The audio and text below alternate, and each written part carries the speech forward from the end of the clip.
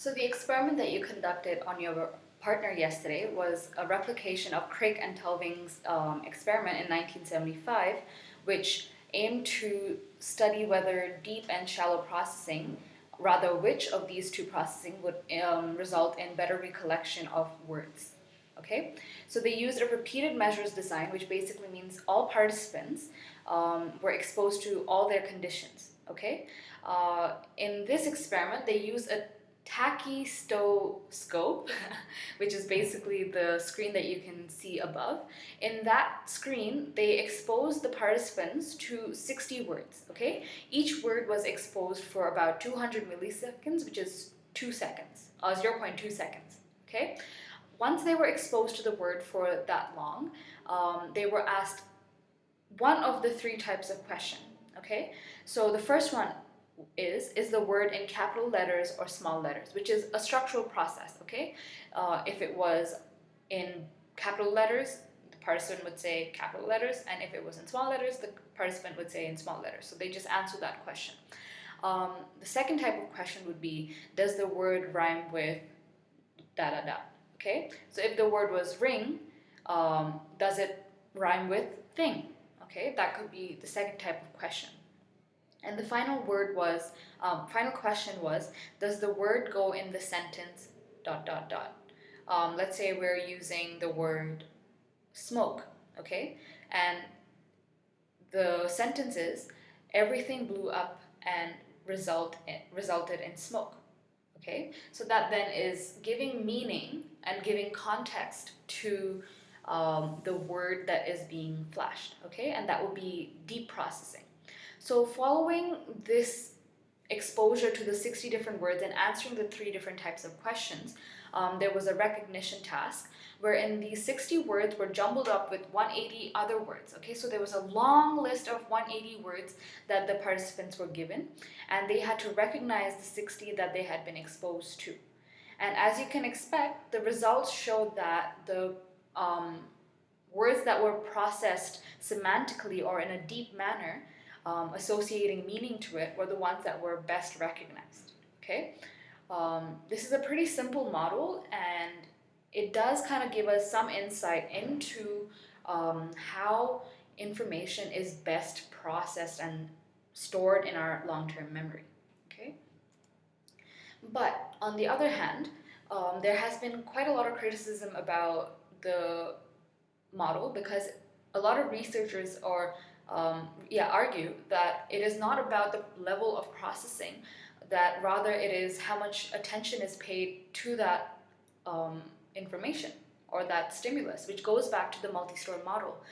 Because if you're processing at a deeper level, that means you have to pay more attention to the stimulus to understand the meaning of it, as opposed to when you're looking at the structure, which does not necessarily require as much attention.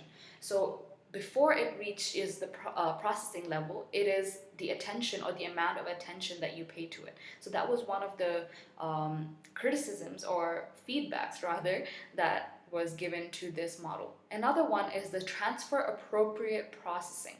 So according to transfer appropriate processing, memory is enhanced if the type of task at encoding matches the type of task at retrieval. So if I exposed you to the word Schmetterling, okay, and I only spelled it out to you as Schmetterling, while I expose it to you first, you will encode it in terms of the spelling, okay?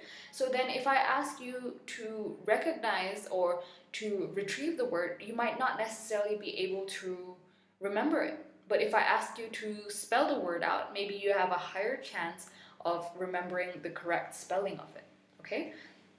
And let's say, for example, the second question involved asking the question, does the word rhyme with, okay? So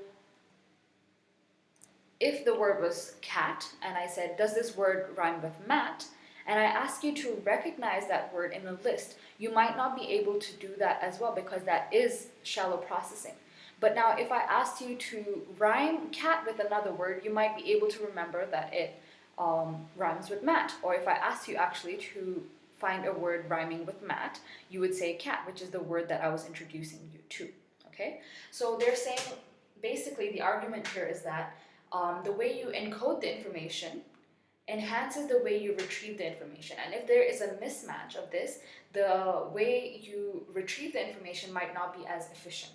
Okay, that is basically the levels of processing model. We know that for a theory or model to be good, it needs to be applicable. I can think of one example, which is reworking.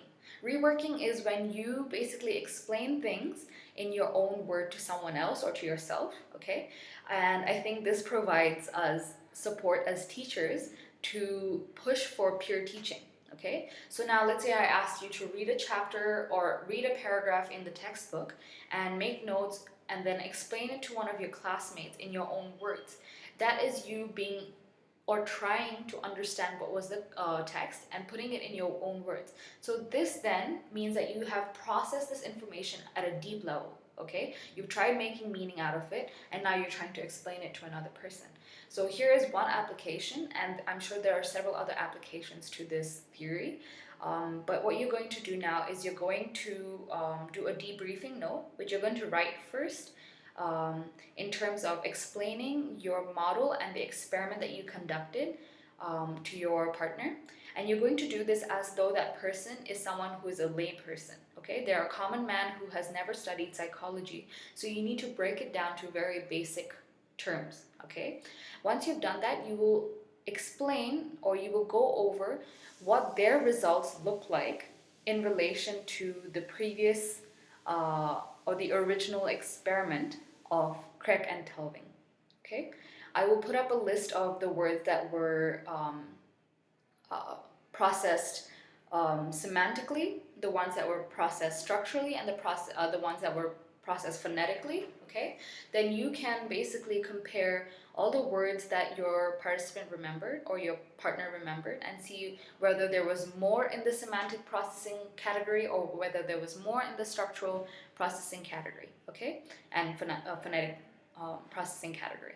So if there is more in the semantic processing category, this would again confirm the findings of Craig and Telving and suggest also that the levels of processing model is valid.